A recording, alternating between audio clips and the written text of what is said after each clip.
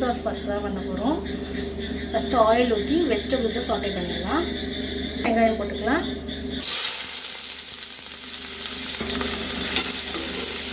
Next capsicum,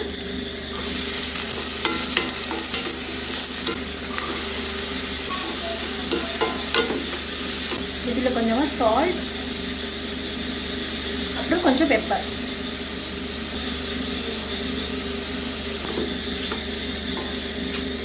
இந்த vegetables கொஞ்சம் நேரம் வேகட்டும், மூடி போட்டு வேக வைக்கலாம்.